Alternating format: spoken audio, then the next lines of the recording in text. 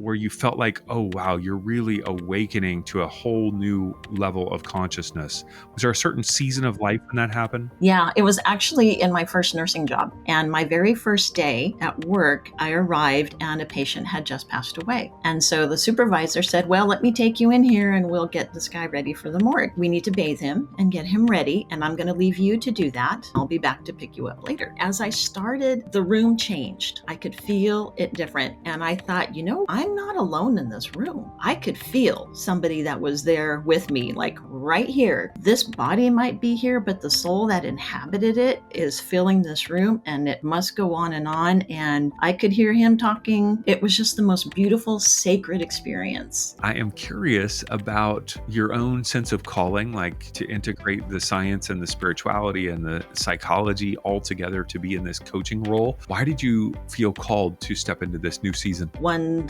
morning at sunrise on the beach, because that was my habit, I would go watch the sunrise. I made this promise. It's like, okay, I'm going to do it. Open the doors. I will walk through that. I will live my purpose. Blank check. Wow. And be careful what you say because my life blew up that year. She spent the first part of her career learning how to care for others, and the second learning how to come back to herself. Beneath every diagnosis and every treatment plan, Dr. Sonia Luckey could feel a deeper ache for meaning and belonging, not just within herself, but also within her patients. She was trained to solve problems, to support others, and to be strong. But when her life unraveled, she began to see that true healing is remembering who you are beneath the roles, responsibilities, and expectations. And so now, as a soul awakening coach, her work is about guiding women back into presence, to reconnect with their heart. And so in this episode, you'll learn how to calm the mind, listen to your heart, and step into your soul's true path. I'm your host, David Trotter. Welcome to the Awaken Magazine podcast. Sonia, it's great to be with you today. Thanks for taking time to connect with us. Thank you so much. It's great to be here. I am so curious, with all of your background and experience in the medical field, did you grow up as a little girl actually wanting to be in the medical field? Actually, I really didn't even know that there was a difference. I really grew up with it from a very young age. My mom was in a car accident when I was 5 years old, a severe one. And she was in and out of hospitals basically her whole life, but for years with surgeries. And so it was just part of my world. I was always around hospitals and doctors and watching them. So I became a helper early on and a witness to the process of how the body and mind healed. So it wasn't like you had you just thought, I'm going to be in the medical field, like from day one? Yeah. Yeah. It was just like, this is what's going to happen. I'm going to work in a hospital. And, I decided I would watch doctors and nurses and different techs and say, oh, maybe that, like that was my field of choices instead of a field of careers. I always wanted to be a writer, but I always knew that whatever I did, it was going to involve healing people. Amazing. When you were a kid, did you watch those medical type shows, like any shows on, television that were around that? I didn't, but what happened when I was in grade school one summer, I happened upon a box in my parents' garage, and it was full of old Reader's Digests. And I discovered the series I Am Joe's Body by J.D. Radcliffe. And I fell in love. I read every single magazine in that box, and I just would go to that article, where's Joe's body? And it just really awakened for me, like, this is so cool, the way the body works and the science of it, and just the intricacy. And I was just enthralled by the whole thing. So I didn't need to watch TV because I had a box of Reader's Digests. That is so amazing. Wow. I think my first exploration of curiosity with the body was Encyclopedia Britannica. And so, they would open it up and they would have, I don't know if you had one of these, but like the acetate, it was like clear and you could remove, like they had all these different layers. And so it's like, you could take out the stomach and then you could take out the spleen and you could, with the different pages. That was fascinating to me. Okay. Well, now I want to pivot a little bit from some of the physicality to spirituality. And I'm curious about your own journey of awakening to consciousness, mindfulness, spirituality. Did you Simultaneously, did you grow up in that home with some sort of faith, or did that connection with spirituality come later in life? No, for sure. My parents were immigrants from Nicaragua, and it was a very Catholic country. And I had an uncle who was a priest. So being Catholic was just a way of life. It's what we did. And as I got older, I got interested in talking to my friends, and like their churches were different. How cool was that? So I started exploring and going to different churches. And I really became fascinated at the differences in like they say it this way and they say it this way. Well, that's really cool. And then I got a job at the public library, and my job was to shelve books. And the section that was assigned to me was psychology, spirituality, and religion.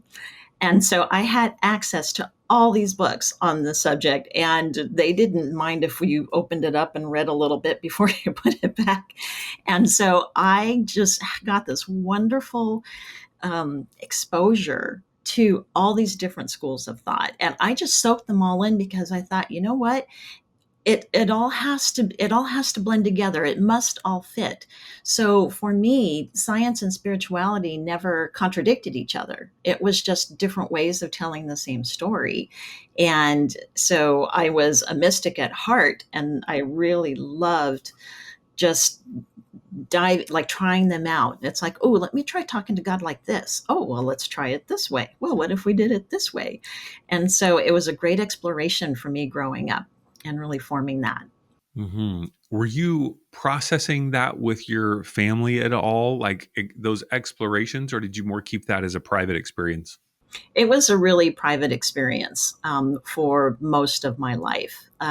My parents, because they were, from that very, very Catholic background, like anything outside the lines just wasn't wasn't welcomed. So I really learned to keep it quiet and have all that exploration. I got to do it through books. And so that's where my conversations happened. Because if I was curious, I would just try different authors and see what they had to say on these topics that I was thinking about. Mm-hmm. At what point did you kind of, I guess, step into that new awareness of spirituality that was, I don't know how to say in terms of your own story, because you're exploring it early on, but I guess was there a marker or certain markers that where you felt like, oh wow, you're really awakening to a whole new level of consciousness? Was there a certain season of life when that happened? Yeah, it was actually in my first nursing job. When I started working in the hospital, I was a second year student, actually. I was still in school, and I got a job in the ICU. And my very first day at work, I arrived and a patient had just passed away. And so the supervisor said, well, let me take you in here and we'll get this guy ready for the morgue. And I said, okay. So I followed her in, and she's showing me the tubes and the monitors and disconnecting them and all that. And she got some water in a tub and all that, and she said, okay, so now we need to bathe him and get him ready, and I'm going to leave you to do that, and I'll be back to pick you up later. And I said, and so I must have had a look on my face, because she stopped and she said, you've never been around a dead body, have you? And my eyes were this big. It's like, no. And it's like, but I can do it. It's fine. And she's like, okay. So she leaves and she closes the door. And of course it's nighttime and, all of the things. And I thought, all right, just, you got to do this. And as I started bathing this gentleman, the room changed. I could feel it different. And I thought, I'm not alone in this room. I could feel somebody that was there with me, like right here. And I thought, okay, he's here. Boy, I really better do a good job, because now I've got supervision. And as I started bathing him, just this sense of, I was filled with wonder and awe, and just I could feel the universe, like time standing still and everything blending together, and just knowing how this body might be here, but the soul that inhabited it is filling this room, and it must go on. And I could hear him talking, and it was just the most beautiful, sacred experience. And I was in there probably for a good hour, I think, in this kind of almost an ecstatic state. And it really became, I loved working ICU and I loved being around people when they transitioned like this, because I could always feel that. But that was the first one. It changed my life and the way that I saw the world. My goodness. My goodness. You spent many years in nursing and then also stepped into healthcare management and then into even academia. Maybe take us on that journey a little bit. I'm always fascinated by people's decision making in the process of the shifts and turns of a career. What was it that drew you from nursing into healthcare management? Well, I had really become, I was working at a time in the hospital in Long Beach during the gang wars. And so there was a lot of violence, a lot of death, a lot of illness, but a lot of people afraid to seek care, so they didn't. And I got really interested in prevention. And I thought, if I worked at a different part of the continuum, maybe I could change this picture. And so that's when I went back to school for my graduate degree. And while I was writing my thesis, I really started exploring spiritual beliefs and traditional healing of different cultures because I lived in a city that was so diverse.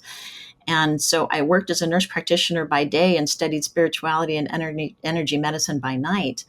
And I saw the difference it made for the patients when we brought it into their care, into their daily care.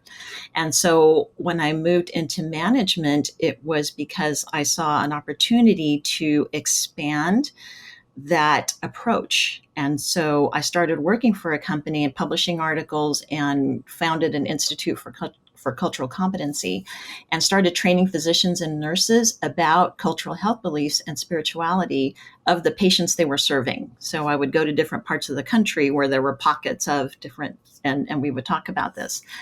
And the management aspect of it just really gave me a much greater reach because it allowed me to work for national collaboratives and that sort of things.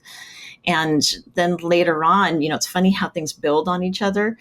And I went back, and after I completed my doctorate, then I started working as a hospital chaplain because it gave me a chance to come at it from a different direction.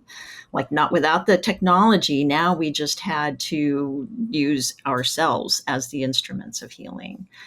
And it was a fantastic year. And along the way, I started teaching at the university with doctoral nursing students.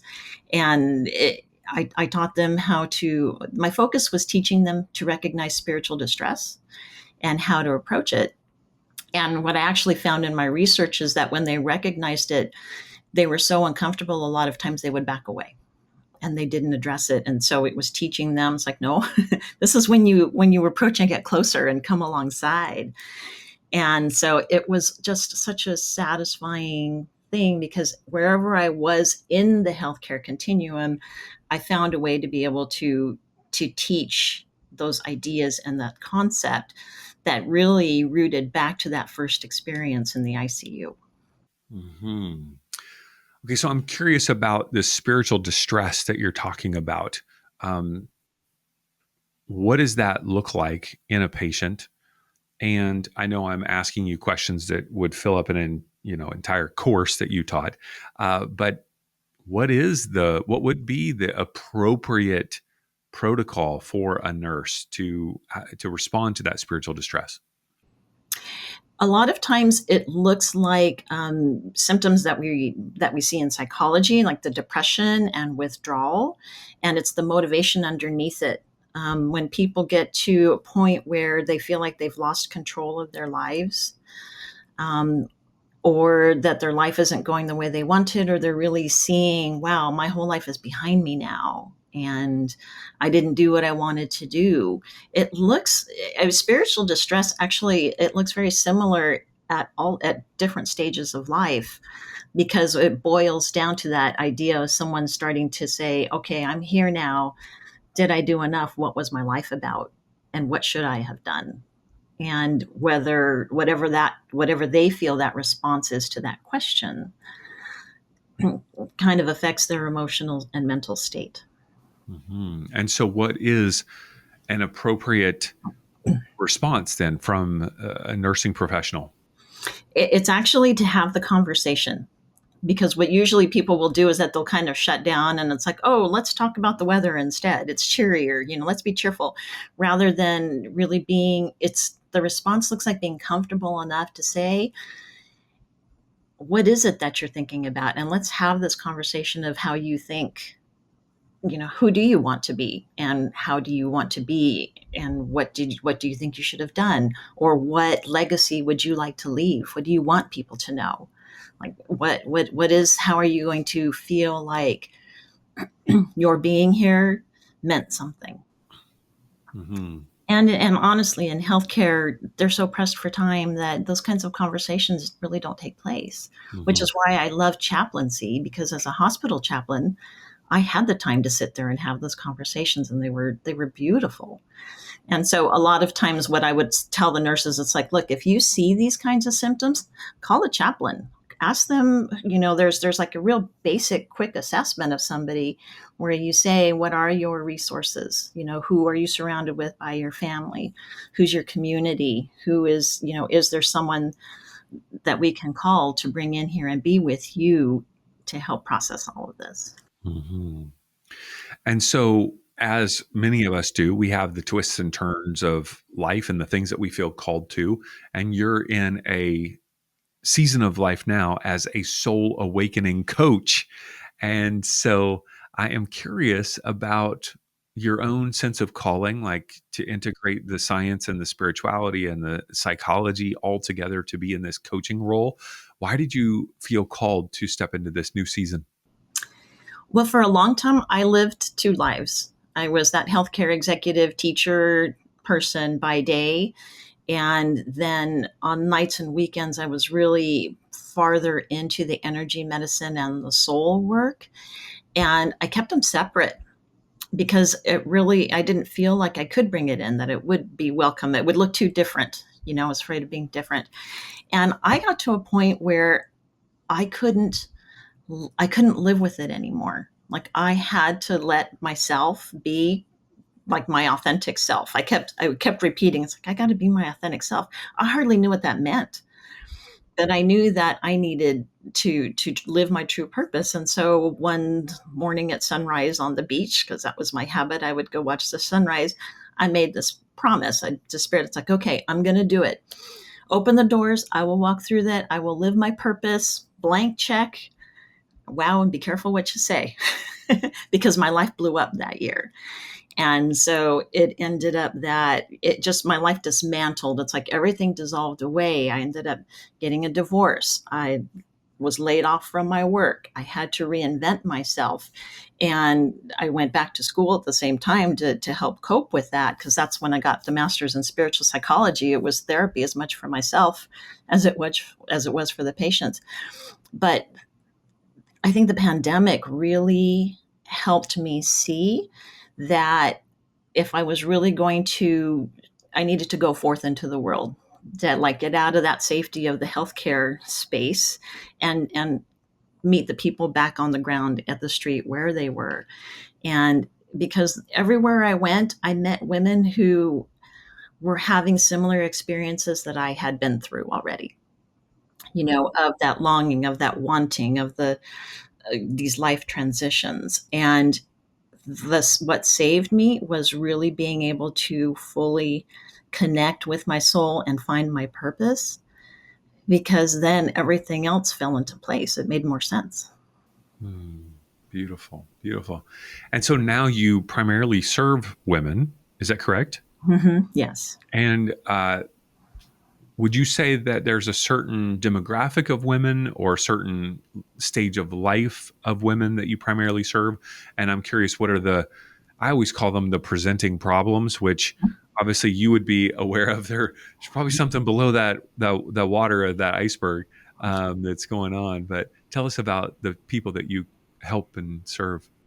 Yeah, the women that I work with are primarily women like I've been, right? Going through professionals, they're leaders, they're healers, they're givers, right? They're just giving.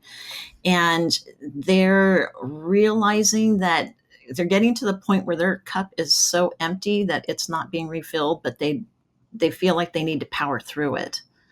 instead of stopping and they don't know what it looks like to even fill your own cup.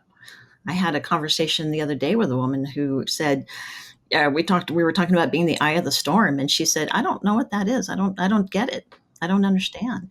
And so they're in transition a lot of times. They're shifting careers. Their kids are leaving college and they're going off to college. Relationships are ending.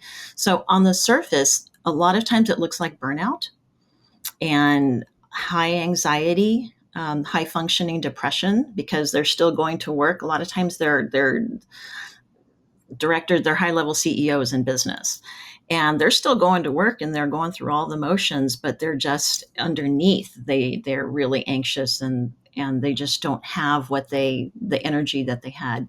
So they're feeling disconnected, or they're starting to ask and question whether or not there's something more. Mm-hmm. I know there are 3 guiding philosophies that you use in your work. And so I'm curious about that. I'd love to read through each one and maybe have you share about these more deeply. The first one is unconditional love is the most powerful medicine. Unconditional love is the most powerful medicine. How and why is that one of your guiding philosophies? When you go into the world of psychology, I think when people are having reactions or going through experiences, at the end of the day, the reactions boil down to usually 2 things, either love or fear. Like whatever they're going to do is based in one of those 2 emotions. And love can dissolve fear faster than anything else. That love for yourself, love for someone else. Like if we can stop and get to the bottom of and work our way through and dig it out, that's kind of that's where we always end up. And when someone can get to feeling that love for themselves or for someone else, then that's when the breakthroughs happen. Mm-hmm. It seems like the primary client that you're talking about serving, a very high functioning, high, capacity woman, um, oftentimes, not all the time, I don't want to be, a blanket statement, but that individual can oftentimes, it sounds like, live more in the mind. Mhm. And so the idea of, no, I just got to figure my way out of this problem Yes. rather than like, you're talking about love. I assume is that part of the challenge, the hurdle of clients that you're working with?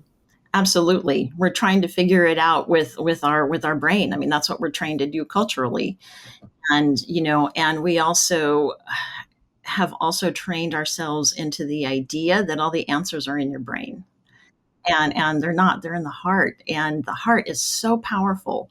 Intuition, and we talk about using new age speak, right? About intuition in your heart and feeling something coming before it happens. But there are studies that can show that the heart actually receives information and sends it up to the brain before there's conscious awareness of what is actually going on. So the heart that intuition is real. It's a real frequency. It's real resonance. And studies out of the Heart Math organization has done a lot of these. And when you can focus in the heart and use the heart brain, because there are brain cells in the heart and heart cells in the brain, and connecting those 2 is the way that you bring the body into coherence, where everybody's rowing together in the same direction at the same time. And that's the real formula for healing. Mm-hmm. The second philosophy that you utilize is look for the growth and healing. Look for the growth and healing. Why is this important? So I use a lot of cognitive behavioral therapy in my work. Again, that's the psychiatry. And when you are putting yourself through a process, for the people that like that left brain work, you can put yourself through a process of how to look at a problem. And it usually involves, being the awareness of something's going on, catching it, checking it, and then changing how you want to think about it. And then I add, the 4th question that I have my clients ask is, if the situation was for your growth or development, how would that change what you're thinking or feeling? Because for me, everything is for us. Everything, that's my world philosophy. Even when something goes wrong, in some way that's designed, that's there for me to, I can rail against it and be angry and fight back and have all those emotions, or I can look at it and say, what can I do here to make me stronger? What can I do here to make me a better person, to think differently? Because that's how you overcome. So if you're looking at life coming at you with kind of a hidden curriculum for the soul, then you're always going to find a space for growth and healing. It might not be immediate, but you can see that there's a space for it. Yes. Instead of this person's just a jerk, well, actually, this person's here for my health and growth and healing. And the one that I love, and what I say to myself is like, this person, instead of being a jerk, they are the greatest teacher. Yeah, yes. That's like, this is the best teacher I've ever had. The best teacher. That'd be great to say to somebody who's driving you crazy. You are a great teacher. Thank you so much. Love this. The third philosophy that you are focused on utilizing in your work is to best support others, I must stay present and self-aware. Yeah, there is no sitting back and resting on my laurels, right? And it's like, yes, I've had a lifetime of experiences. I've had, gone to school and learned all these things. And it's like, I haven't learned it all.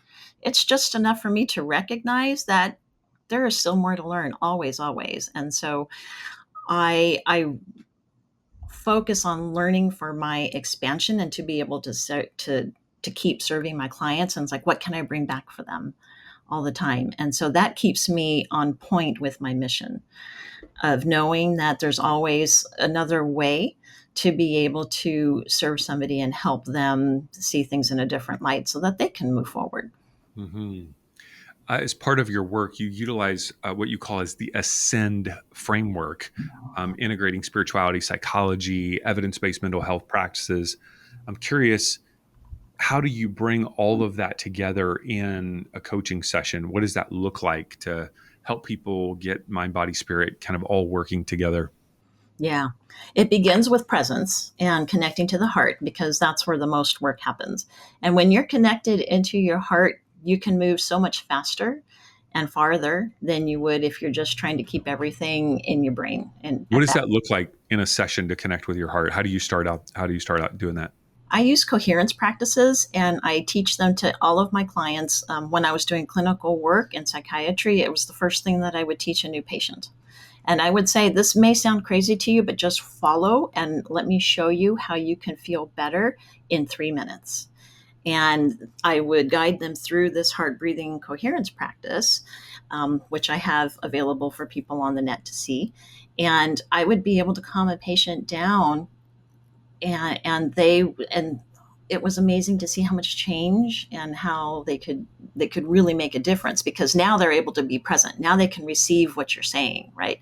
And now they can connect with themselves to start using these other tools that I will bring in, the CBT and these tools to build more emotional awareness, to help them reframe their thought patterns and help them build that self-esteem. And along the way, we're pulling the spirituality in, right? It's like, what is your worldview? How do you think about the world? And helping them identify, like I use the words mission and purpose, but sometimes the mission and the purpose is getting through the week because they've got something going on there. So in any case, it gives you a roadmap. And so it gives them a place to be listening within.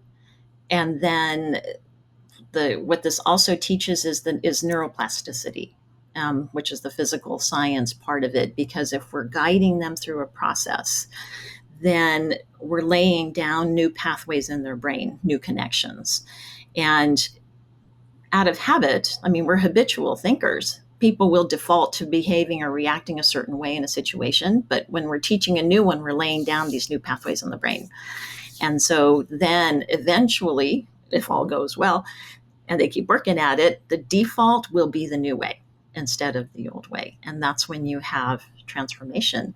And so I'm teaching them the pieces, but I'm also helping them understand the why behind it so that they can then transfer these skills to other parts of their life. It's not just about how you're going to react with your sister. Let's see how you react with your boss and, help you keep your job. So there are so many ways to apply it, and the toolbox is so big, but each one of them relates to each other. Mm-hmm. You've talked about heart math, and you're certified in heart math as a clinician, and also something that I'm not familiar with called resilience advantage training. Maybe tell us what resilience advantage training is. But for people who aren't aware of heart math and heart brain coherence, if you could just take a minute and kind of explain that to us, because obviously that's foundational as you begin to work with a client. You said heart brain coherence is the beginning of emotional regulation to help them be able to even understand what you're talking about. What is it? How does it work? And what is resilience advantage training? Tell me more about that. So the brain, so your body, I think most people are familiar with fight and flight response. Mm-hmm. Freeze and fawn. Right, freeze. That's right. And then its counterpart, the parasympathetic response, which is the rest and digest system versus the fight and flight. So those two systems have their core in the brain, in an area of the brain, and there's a command center in your brain called the thalamus. And when somebody is surprised or stressed, or the lion jumps out at you, right, or you get cut off in traffic. In the form of an email or a text message, usually. That's right. Exactly. And it will, if somebody goes into a stress response, that part of the brain basically is going into protection mode, and it's going to cut off communication from your higher functions, from the higher brain, because it wants you to protect and preserve yourself. So in essence, the brain is saying, don't stop and think, react, run, get away from whatever it is, and so this is when you're running around and you got your keys in your hand and you can't find them, and they're still, and you don't notice they're in your hand because the thinking processes are not going all the way through. And so a lot of people go through life like this. They're in that reaction mode. And when the whole body system that sets off, that reaction can last 10, 12 hours. And then you imagine the next stressor comes, and then the next stressor comes. So you're in this constant state of being wired and not being able to really think as well as you could. So the heart has the ability to open up that communication again with the coherence practices. So when someone learning the breathing practices and being able to focus your attention in the heart and the key is bringing in different emotions at the same time. So instead of being angry and breathing, bringing in higher emotions, what we call higher emotions like gratitude, appreciation, all of those shift the body, and it shifts the way the heart is communicating to the brain, and it opens that up. And then now you can think straight. So this method is taught they're using it in the military, in hospitals, police, fire, all these high stress situations, so that people can stay calm and collected and on their feet in stress, and also be able to recover from that stressful situation faster, recovering from a police call, recovering from an emergency in a hospital. And so the Resilience Advantage program by HeartMath teaches those skills in a format. In total, it's an 8-hour program, and it can be taught in lots of different ways, in different pieces. But it teaches those skills so that it really does become second nature and something that you can really calm yourself down in like 30 seconds. Mm-hmm. I love how you describe this as a skill. Because oftentimes I think in our culture, we don't have that mindset. It's like, well, that person is just kind of high strung, or they're reactive. And it's like, well, it's actually a set of skills that you can learn. Like it is learnable. And not only is it learnable, it helps because if you think of your body, is as a battery that needs to be recharged. Using these skills helps you fill that battery up so that you've got greater capacity for resilience. That's where the name comes from. So with that capacity, then it also, people are less likely to be depressed or anxious on PTSD. It's used in so many different ways, and it all comes back to the same thing, is being able to emotionally regulate instead of being at the mercy of outside forces coming at you. Mm-hmm. Yeah. Um, I'm curious about the role of physical well-being in what you're doing as a coach, because obviously you've spent your whole life in focusing on not just the physical. I know that the psychological and spiritual has been a part of that, but the physicality is a huge part of nursing. Um, how do you guide your clients in terms of supplements, sleep, movement, nutrition? Is that part of the overall conversations that you're having? Absolutely, because if you're trying to breathe and be calm and centered, and you're drinking Red Bulls and 5 cups of coffee, and doing a lot of things that people like do without even thinking about it, your body's not going to be able to settle down. I mean, you've got to support what you're doing. It's a holistic system, and so we have to look at different pieces of the system. And I think this is one thing that I do differently, because as a coach, I bring a nurse practitioner into the room, and it's like, okay, if you are not sleeping, that's a sign that there's dysregulation in your system. So let's take a look at what that is. What's going to support that? So that's where the movement and the nutrition, and if necessary, the supplements comes in, because we have to figure out if you're expanding your vitality or you're draining it, right? And so when you move from a depleted state into a state where you're being regenerated and there's vitality, then emotional balance and spiritual clarity will follow. So you got to have it. We need to be whole beings. Mm-hmm. I just think you are like a triple threat when it comes to being a coach, because a lot of people come into coaching and, I talk to a lot of people that are like spiritual coaches, and it's like spiritual and it's woo woo and it's feeling. And I mean, it's awesome. I love that. It's like, hey, let me talk to your dead parents as well. And maybe let's channel some spiritual beings. It's like, I love that. And then I talk to people who are psychologists, and I'm like, oh, I love that too. Cause it's like, let's think through the brain and how we can change things and mindset and all of that. I am less excited about the physical stuff. I'm just going to tell you, like, it's just not, it's exciting, but I'm now 52 and I've got 48 years left. I've only got 48 years left to live. And I'm starting to go, oh man, I got to make sure that my physical structure here is going to handle, my process. My point is, you're triple threat, Sonia. You're bringing them all three. And you're doing the best you can, right? You're doing everything you can think of. You're working at it. You're meditating, and you're going to exercise. You do all these things, and I'm listening to that. And if a little flag goes off, and I say, "By the way, David, did you know that something like 73% of the population is deficient in magnesium? And if you take a magnesium supplement, you're going to be able to concentrate better, sleep better, meditate better. Everything in your body, it's going to take it to another level. Like, that's worth it, Yeah, I right? better write that down real quick.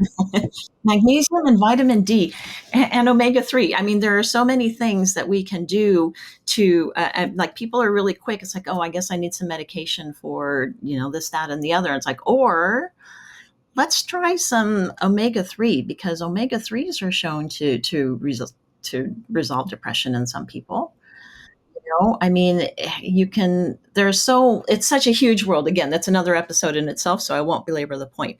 But it's a whole system. You've got to look at all of it, and then that's when the gold happens. Mm-hmm. Well, I just love that. I mean, what a gift that you're bringing to people, bringing all three of these, different experiences, different modalities, different ways of thinking together. Beautiful. You recently contributed a chapter in an anthology book. I love anthology books. And your chapter is called Making Soul-Centered Choices. And the name of the book is The Ultimate Guide to Creating Your Soul-Aligned Business. So I'm curious how you would define a soul-centered choice. What does that mean? A soul-centered choice, in a nutshell, is a decision that's guided by the inner compass of your truth rather than external expectations.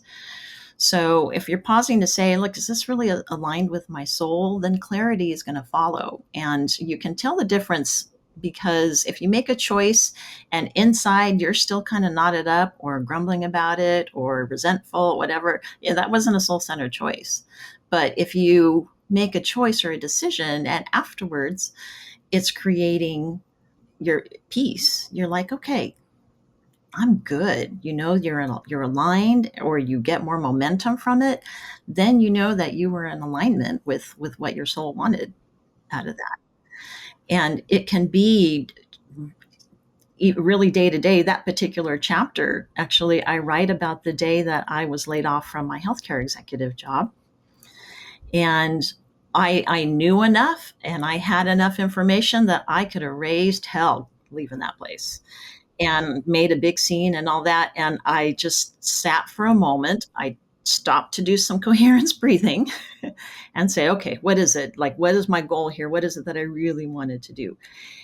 And a lot of things were falling apart at that point. And so I could have, acted out about it. And I ended up taking myself to lunch. Like, nope, we're just going to walk out of here quietly with your purse on your shoulder and go to lunch and sip some iced tea. And I always, looking back, was so grateful for that decision, because had I created a scene, I think the outcome and the way I left would have been a lot different. And because of the way I did, other options and choices opened up for me. Mm-hmm. But I would point out that taking yourself to your favorite Greek restaurant was not necessarily the strategy. That was the outcome of the things that you did in order to get to that point. One of the things you write about in that chapter is utilizing something that's a foundational element of making a soul-centered choice. You call it the mood meter. So maybe tell us what the mood meter is and how do I use it? The mood meter is a great tool. It was developed by the Yale Center for Emotional Intelligence, originally to help children. And one of the reasons behind it is that most people have an emotional vocabulary of less than 15 words. Like if you say, how do you feel? They'll say, oh, good, bad. Fine. Right. Very limited. And what the research tells us, though, is that people who have a very limited emotional vocabulary, meaning they don't have a lot of words to describe different states of emotion, how they feel, they're more likely to use drugs, to use alcohol, to get into fights. They're not going to make it as far in school.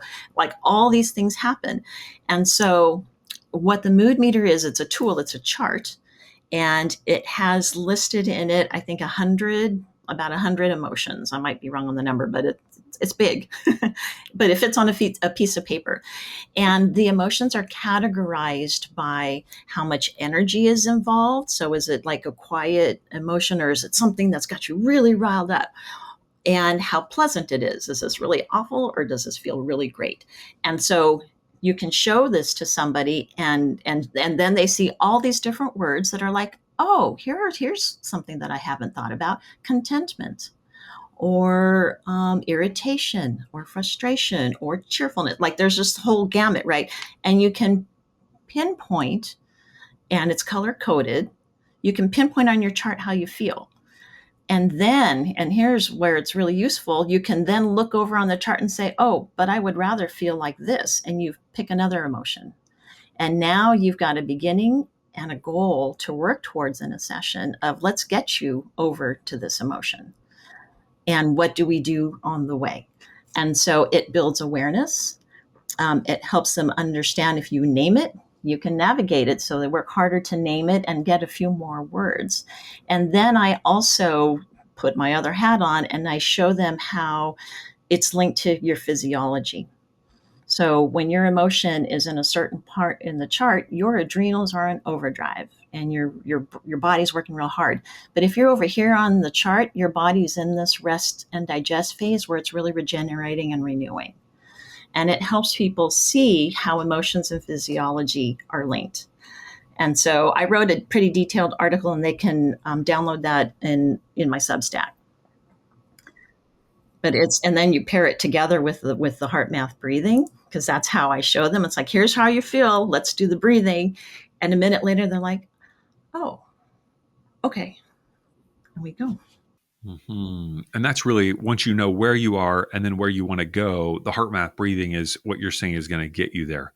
It's a great vehicle to get you started and sometimes it'll get you all the way there. And if you're working with something that's more complex or more long-term, it gives you a tool to use on the way. And because it's something, the heart math breathing is something that you can do in a second, no matter where you are. You don't have to close your eyes to do it. You don't have to go sit in a corner and be quiet. It's something, once you have practiced it, because I have them practice it every day, and they can do it while you're driving. Mm-hmm. And I assume once your heart and brain have coherence, then your mind has more possibilities open up, more ways of thinking about a situation. And so then that can help you move from one emotion to the other, because it's new possibilities, I assume. Am I making this up? Yeah, no, that's exactly right. It opens up possibilities in different ways of emotion, because now you have more access to the higher functions of the brain. And you also, over time, have access to the inner functions of the heart. And getting in, depending on what you're working on or what you're thinking on, but you can actually access that center still point that then shows you the field of possibilities as well. Mm-hmm. On top of all of this, you've got a novel that is coming out soon called The Seventh Gate. The Seventh Gate. Tell us about what motivated you to write. And I know you've been a writer your whole life, but what was the motivation behind this book? Well, it started out as a self-help book, teaching all these skills and things that we've been talking about. But then what I realized in meditation one day in that still point, I kind of had a light bulb moment that fiction lets me share spiritual truths differently than I would in a clinical or a coaching session. And there are people who hear better through story. When they see a character that's wrestling with something that's familiar to them, they can begin to understand possibilities for their own healing in new ways and different ways to approach it. So in this book, Sophia, who's a nurse, of course, is going through transition in her life, and she begins to have mystical encounters that are awakening her to the idea of spiritual dimensions. And she's going through relationship problems and career choices and wanting to live her purpose. But at the same time, there are forces coming at her from her past and her deep past, like other lives past, that are trying to take her power and destroy her so that she can't fulfill her purpose. And it mirrors what happens in life. Like, there are people who are trying to if they keep their thumb on you and you're doing what they want, then it works for them. And who cares if you can't do what you want? Like, this happens. So this book shows a way that could look, and it shows how she deals with it and takes on the journey from self-doubt to self-trust, from separation to sovereignty. And so through it, my goal is to help the readers realize that the gateway to transformation isn't out there. It's in your own consciousness, and you already have everything that you need. It's becoming aware of it and bringing it forth. When will this be available to us? Spring of 2026 is our goal. All right. Not too far away. Not too far away. So if people are interested in kind of getting a taste of what you do, how you can help them, the transformation that you have that you can, walk them through. I know you have a masterclass that's coming out the week that we're releasing this interview, which is November 17th, 2025. Of course, this interview will be available for years to come, so they'll find great things on your website. But this masterclass, tell us about it. The masterclass is to help women who are in these major life transitions basically find their voice, find their purpose, and get it out into the world. A lot of times we are told that, or we feel, I should say, or both, that we're not quite ready, that you need to take one more one more class, one more training, one more this or that before you can get out there. And again, I live this. There was a family joke at one point that I had, my brothers got to teasing and counted all the letters behind my name. And I ended up 2 letters short of an alphabet. So they had a great time with that. But what it really helped clarify for me is that sometimes the preparation is a way of procrastination because we're not really ready. And I want women to understand that you are ready just by the virtue of the fact that you have been through something, that you have a message, and you need to get it out. And don't let these other limited thoughts hold you back. Where can people connect with you on your website, on social media? What's the best place? Usually my name, Sonia Luckey, and on Substack is where they'll find the articles about the mood meter and coherence breathing. Coherence breathing is also available. There's a video on my YouTube channel, and I'm also on Facebook at Sonia Luckey DNP. I am curious, though, if there's a woman listening today who is that woman you're talking about. She's in the middle of transition. Maybe kids are going off to college, trying to figure out relationship stuff, and she's struggling. What encouragement would you give her today? First, I would invite her to do what I just did. Stop and take a breath and get into your body, because you're so used to being out there for everybody. Now come into yourself. Take those conscious breaths and connect your heart and your brain. Acknowledge yourself for what you are feeling and what you're thinking, because it matters. You are worthy. You're not alone. Everything you need is already in your consciousness. You just need to reconnect. It's been waiting for you all along. It's time. It's time.